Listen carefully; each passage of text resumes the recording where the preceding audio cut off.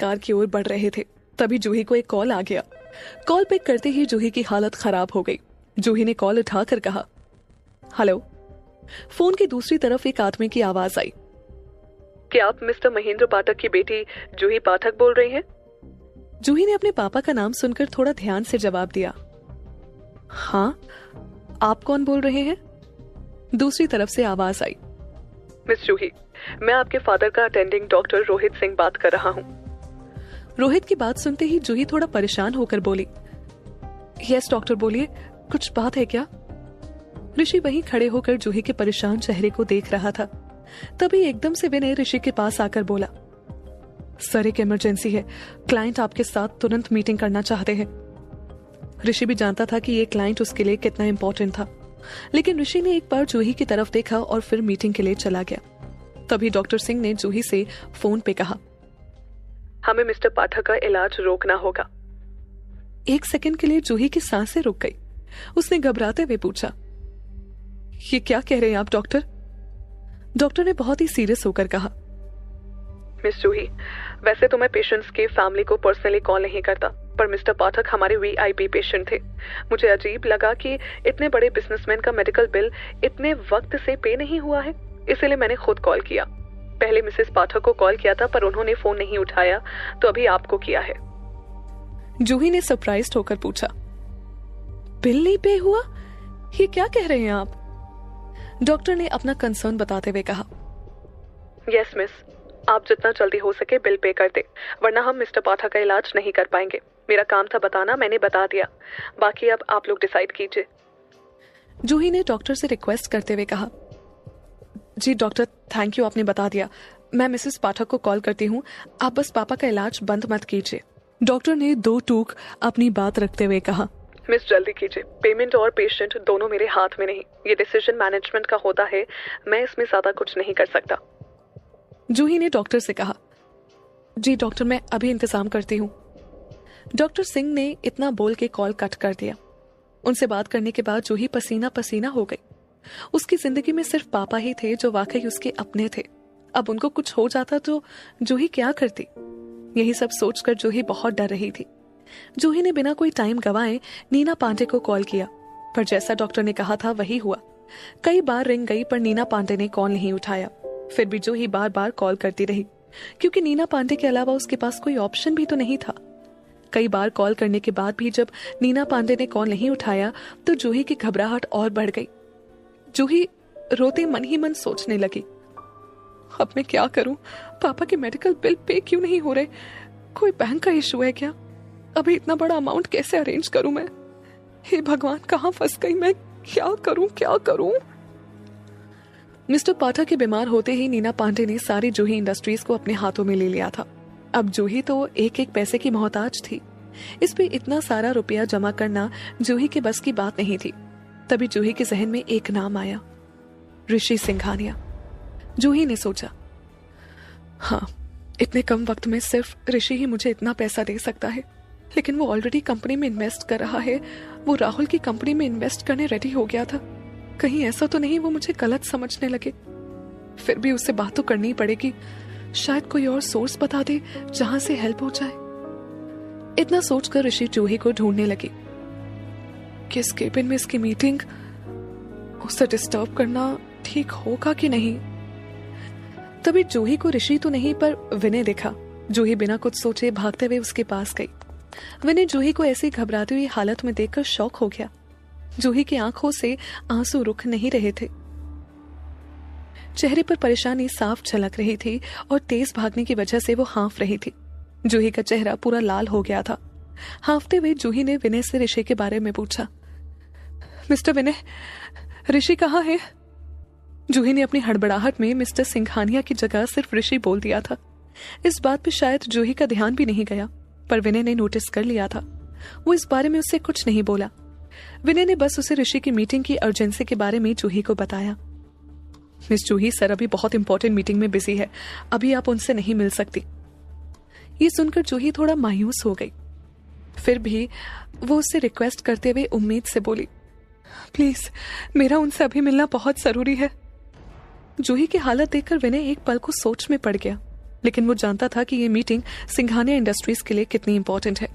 इसीलिए और कुछ बिना सोचे विनय ने जूही से कहा, आई एम सॉरी मिस जूही, पर सर अपने रूल्स किसी के लिए नहीं बदलते।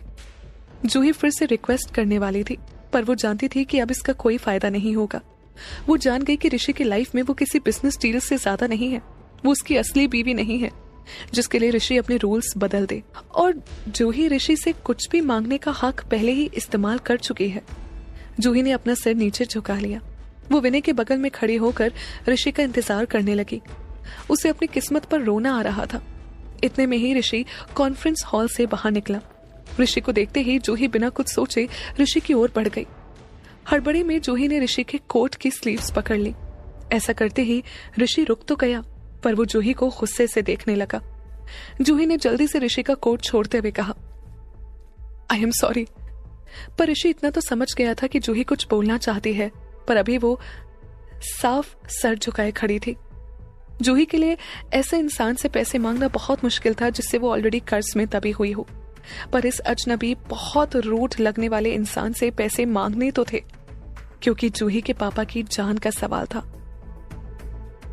जूही अपना मन बना ही रही थी कि ऋषि बोल पड़ा, सारा दिन नहीं है मेरे पास, कुछ बोलना है जल्दी बोलो। जूही एकदम से रोते हुए बोल पड़ी, सर मेरे पापा वो। ऋषि ने उनसे पूछा, क्या हुआ उनको बताओ। जूही डरते हुए बोली, उनके मेडिकल बिल्स नहीं भरे गए हैं, हॉस्पिटल वाले उन्हें बिना इलाज के डिस्चार्ज कर रहे हैं, इसीलिए। ऋषि के दिमाग में कुछ बातें खटक रही थी। मेडिकल बिल पे करना है? क्या जूही इंडस्ट्रीज के एक्स सीईओ के मेडिकल बिल भी कोई पे नहीं करता? ऋषि के चेहरे से अचानक गुस्सा गायब हो गया था। ऋषि जानता था कि ये अपर कॉर्पोरेट सर्कल बाहर से जितना परफेक्ट दिखता है, अंदर से इसमें उतने ही राज छुपे हैं। कुछ सोचकर ऋषि जूही से बोला, मैं मिस्टर महेंद्र पाठक के मेडिकल बिल्स भर दूंगा, तुम्हें वो पैसे लौटाने की जरूरत नहीं है। इतना सुनकर जूही के चेहरे पर एक बड़ी सी मुस्कान आ गई, पर अंदर ही अंदर वो सोच रही थी कि वो ऋषि के एहसानों के तले और ज्यादा दबती ही जा रही है। उसने ऋषि के सामने हाथ जोड़े और कहा, थैंक यू सर। पर ऋषि की बात अभी पूरी नहीं हुई थी। उसने जूही की बात काटते हुए बोला, लेकिन मेरी कुछ शर्तें हैं। ये सुनकर जूही के चेहरे में आई मुस्कान गायब हो गई। वो सोचने लगी, हाँ, कैसे मेरी जिंदगी में कोई काम बिना किसी मुश्किल हो सकता है। जूही ने अचानक सर उठाकर देखा। उसकी आंखें बड़ी हो गई थी। ऋषि से उसने घबराते हुए पूछा, कैसी शर्तें? ऋषि ने अभी कुछ सोचा नहीं था, पर वो एक पक्का बिजनेसमैन था। घाटे का सौदा वो कभी नहीं करता था। कुछ पैसे का वो क्या ही करता, पर उसके लिए अच्छा मौका था जूही की कमजोरी अपने हाथ में लेने का। ऋषि के हिसाब से जब तक दोनों को साथ में रहना था, वो हर चीज को अपने हाथ में चाह रहा था। उसने जूही की आंखों में देखकर कहा, आराम से सोचकर बताता हूं टर्म्स एंड कंडीशंस, अगर तुम्हें मंजूर है तो। जूही के दिमाग में चल तो बहुत कुछ रहा था, पर वो बिना कोई देरी किए बोली, नहीं, मुझे आपकी सारे टर्म्स कंडीशंस मंजूर है, आप बस मेरे पापा को बचा लीजिए। ऋषि अपनी इस छोटी सी जीत पर मुस्कुराया। वो विनय की ओर देखकर बोला, वेरी गुड, प्रिपेयर एवरीथिंग, जो भी मिस जूही चाहती है। फिर कुछ रुक कर ऋषि बोला, 1 मिनट, हम लोग हॉस्पिटल चलते हैं मिस्टर पाठक से मिलने। जूही एकदम से ठिठक गई। उसने ऋषि से पूछा, हम?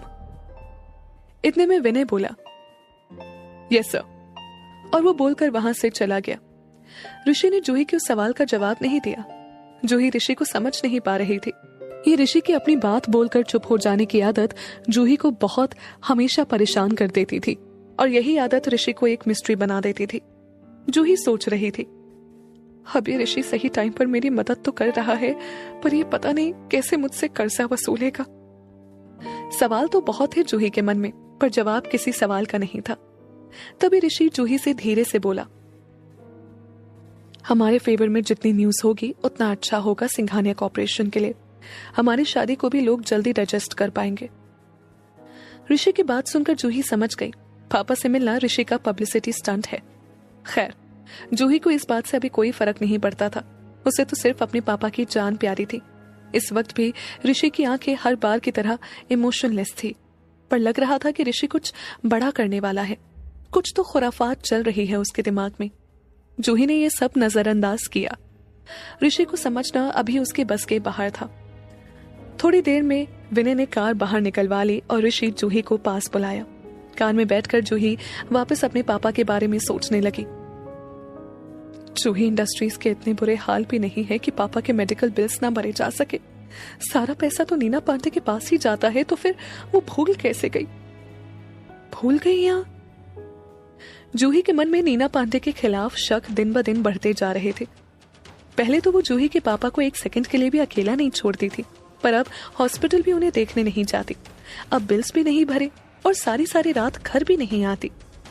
जूही के जहन में यही सब चल रहा था कि ऋषि बोला, अच्छे से बिहेव करना, जैसे सिंघानियास की वाइफ को करना चाहिए। कोई भी गलती हुई तो तुम उसके रेपरकशंस फेस नहीं कर पाओगी। ऋषि की ये बात सुनकर जूही ने बस धीरे से सर हिला दिया और कुछ देर बाद जब वो हॉस्पिटल पहुंचे तो वहां सब वैसा ही था जैसा ऋषि ने कहा था। मीडिया, लोग, भीड़ और सिंघानियास के लिए VIP ट्रीटमेंट। इन सब की आदत नहीं थी जूही को, पर जैसा ऋषि ने जूही से गाड़ी में कहा था, जूही ने वैसा ही किया।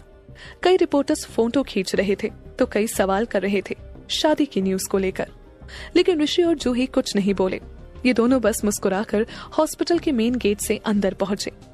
विनय ने पीछे से मीडिया वालों को रोककर बोला, देखिए, आप लोग पेशेंस रखिए। मिस्टर ऋषि सिंघानिया और मिस जूही पाठक जल्दी शादी के बंधन में बंधने वाले हैं। अभी मिस्टर सिंघानिया मिस जूही के फादर से आशीर्वाद लेने आए हैं। वो अभी किसी भी सवाल का जवाब नहीं देंगे। Thank you. इतना बोलकर विनय भी ऋषि और जूही के पीछे जाने लगा और मीडिया वालों को हॉस्पिटल की सिक्योरिटी और ऋषि के बॉडीगार्ड्स ने हॉस्पिटल के बाहर ही रोक लिया।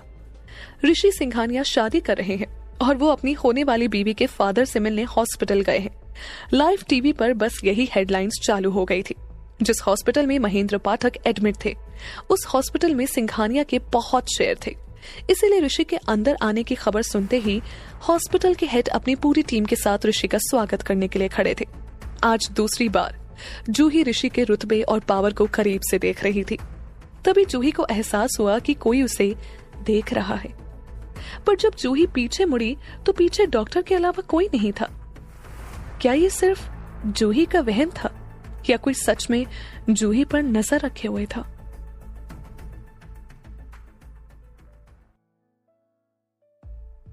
जूही के मदद मांगने पर ऋषि जूही के पापा के पेंडिंग मेडिकल बिल्स पे करने को रेडी हो गया, पर हॉस्पिटल पहुंचने पर जूही को एहसास हुआ कि ऋषि और जूही की शादी की न्यूज हेडलाइंस में लाने के लिए वो उसके साथ हॉस्पिटल आया था। तभी जूही को लगता है कि कोई उस पर नजर रख रहा है। उसे लगता है वहम है और वो ये बात भूल जाती है। ऋषि जूही के पापा के एकदम पास जाकर उनके सर पर हाथ फेरता है।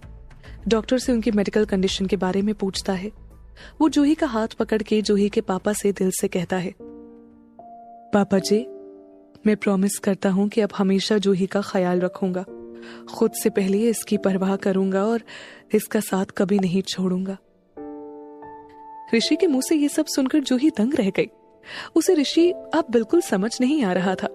क्या वो महेंद्र पाठक को झूठा दिलासा दे रहा था या वाकई उसे महेंद्र पाठक की हालत देखकर उन पर तरस आ रहा था और उसके मुंह से ये सब निकल गया। ऋषि और जूही की आने वाली जिंदगी इस सब का गवाह बनने वाली थी। ऋषि से ये लफ्ज सुनकर जूही की धड़कनें तेज हो गई। अपने पापा की हालत देख उसे रोना आ रहा था, पर पापा के सामने वो आंसू कंट्रोल कर रही थी। जूही जानती थी कि ऋषि की ये सब बातें सिर्फ वहां मौजूद लोगों को दिखाने के लिए है, इनका कोई मतलब नहीं। पर जूही की आंखें फिर भी नम हो गई। पापा के बीमार होने के बाद से उसका यही सपना था कि कोई उसकी परवाह करे, कोई सच में बिना दिखावे कि उससे प्यार करे। पर अब सब कुछ उसकी जिंदगी में बस झूठ ही, फिर चाहे राहुल हो या ऋषि। जूही की नजरें वहां खड़े सारे लोगों पर पड़ी। उनका भी वही हाल था जो जूही का था। वो सब ऋषि की बात सुनकर इमोशनल हो गए थे। अगर जूही सच से वाकिफ ना होती तो ये सीन और ऋषि की एक्टिंग उसको भी इमोशनल कर देती। जूही ने गहरी सांस ली और खुद को संभालने की कोशिश करने लगी।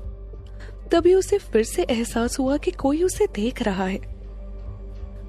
जूही मन ही मन सोचने लगी, ये क्या हो रहा है मुझे?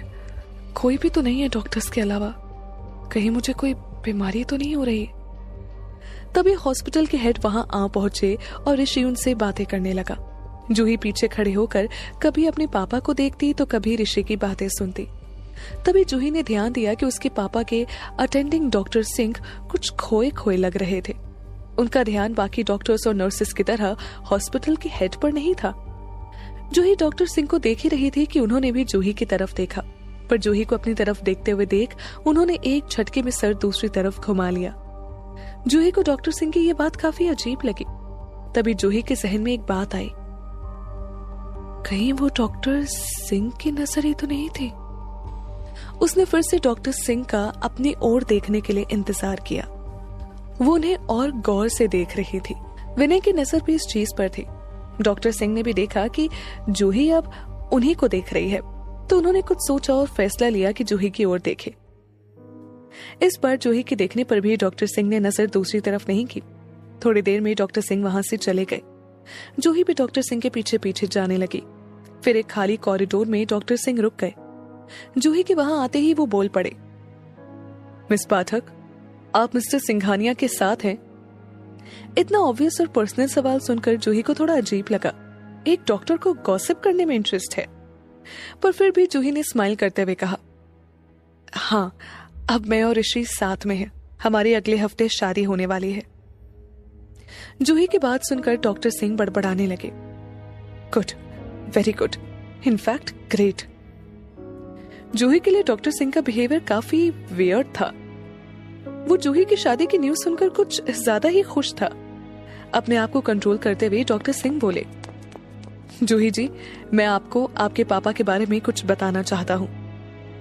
अपने पापा की बात सुनकर जूही का पूरा ध्यान अब डॉक्टर सिंह के ऊपर था। यस डॉक्टर, बोलिए, पापा ठीक तो है ना? जूही कुछ घबराते हुए बोली, देखिए मिस जूही, शायद आपको धक्का लगे मेरी बात सुनकर, पर जो मैं आपको बताने जा रहा हूं वो एकदम सच है। डॉक्टर सिंह के ऐसे बोलने से जूही की घबराहट और भी बढ़ रही थी। जूही ने डॉक्टर को जोर देते हुए कहा, प्लीज डॉक्टर, जो भी है आप खुलकर बताइए। डॉक्टर सिंह ने गहरी सांस ली और जूही को सब बता दिया। डॉक्टर सिंह की बात सुनकर जूही के पैरों तले जमीन खिसक गई, उसकी आंखें फटी रह गई। जूही डॉक्टर सिंह की बात सुनने के बाद किसी तरह खुद को संभालते हुए ऋषि के पास पहुंची। ऋषि अभी लोगों से घिरा हुआ था, पर उसकी नजरें किसी को ढूंढ रही थी। जूही को देखते ही ऋषि ने अपनी नजरें फेर ली और डॉक्टर से बात करने लगा। जूही के चेहरे पर परेशानी साफ दिख रही थी। उसके दिमाग में बस डॉक्टर सिंह की ही बातें गूंज रही थी। जूही अपने पापा के पास गई और उनको गौर से देखने लगी। कुछ पल खड़ी रहने के बाद वो हॉस्पिटल बेड के बगल वाली कुर्सी पर जाकर बैठ गई। अपने पापा को देखते हुए वो बोली, पापा, आप कभी एक आइडियल फादर नहीं थे, न ही एक आइडियल हस्बैंड, पर मम्मा आपसे बहुत प्यार करती थी और मैं भी। आपके अलावा मेरा अब कोई अपना नहीं, पर आज जो पता चला है वो कुछ समझ नहीं आ रहा पापा। अब तो ऐसा लगने लगा है कि मेरे आसपास सब मेरे दुश्मन हैं। जूही अपने पापा से इतना बोलकर रो पड़ी। उसको डॉक्टर सिंह की कही बात याद आने लगी। जूही, हमें मिस्टर पाठक ने कुछ ब्लड टेस्ट किए थे। रिपोर्ट में जो बात निकल के आ रही है वो काफी सरप्राइजिंग है। रिपोर्ट्स कह रही है कि कोई उन्हें स्लो पॉइजन दे रहा था, इस वजह से धीरे धीरे उनकी हालत बिगड़ते चली गई। डॉक्टर सिंह की ये बात जूही सुनकर भी समझ नहीं पा रही थी। जूही उनसे बोली, स्लो पॉइजन? पर रिपोर्ट में तो ऐसा कुछ नहीं लिखा था और आपने भी पहले कभी कुछ नहीं कहा। जूही ने रोहित से एक के बाद एक सवाल किए। वो सब सच जानना चाहती थी।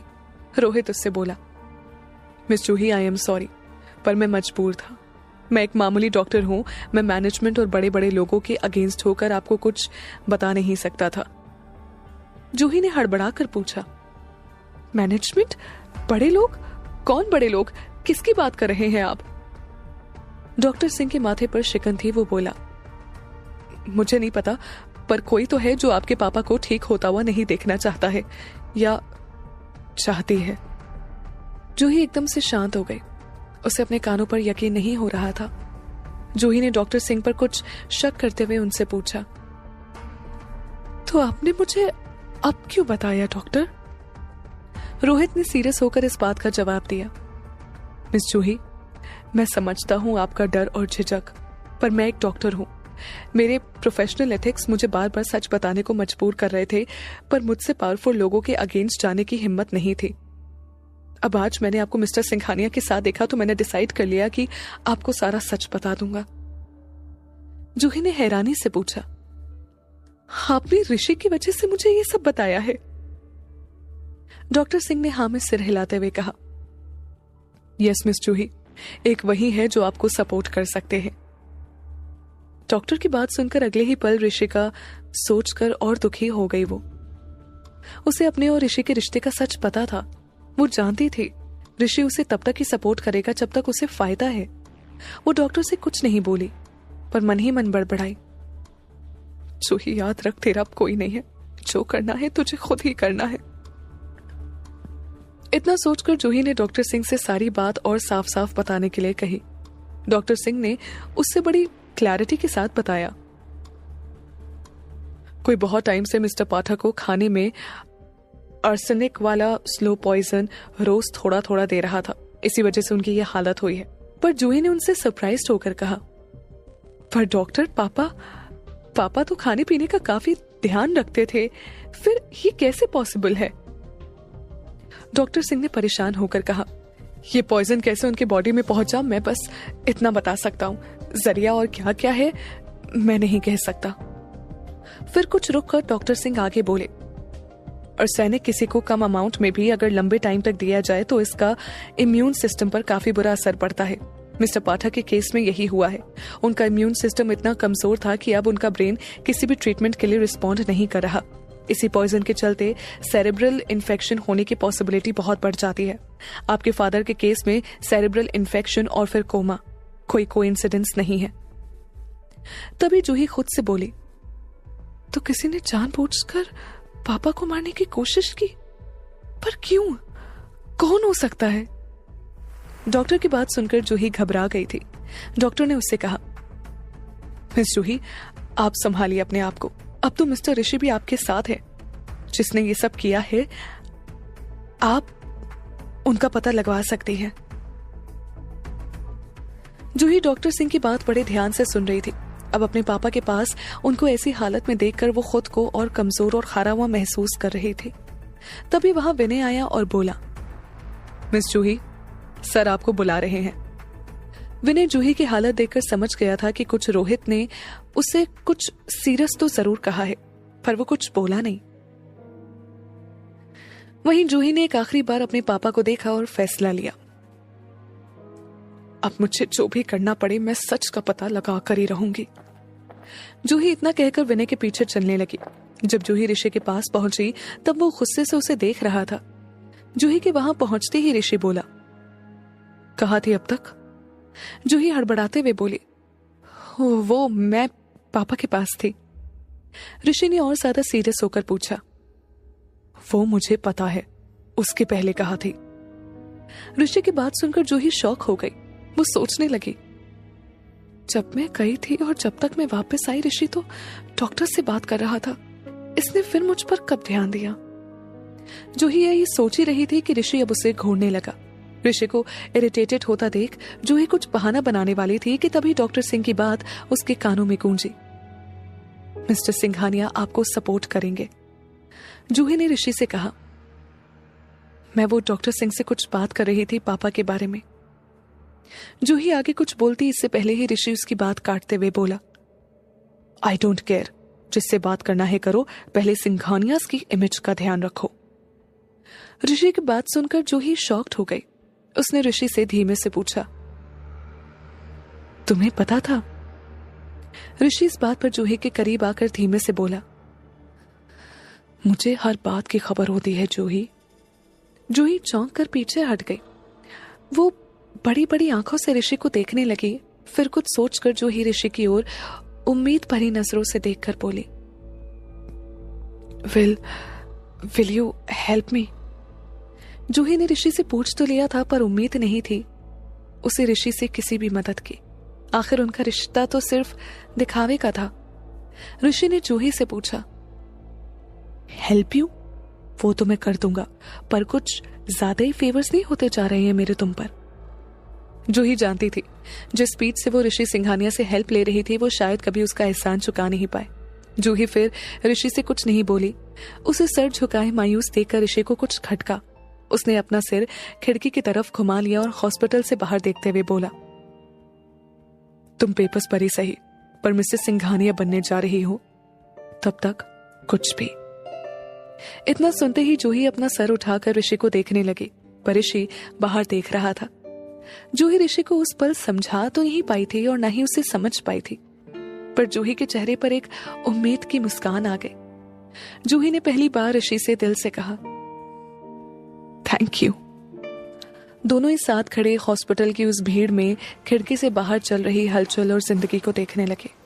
जहां एक तरफ जूही को एक उम्मीद दिख रही थी, वहीं दूसरी ओर कोई ऋषि और जूही की शादी की न्यूज टेलीविजन पर देखकर गुस्से से पागल हो रहा था। कौन है जिसको ऋषि और जूही की शादी से इतना गुस्सा है? कौन है जो जूही इंडस्ट्रीज की बर्बादी चाहता है?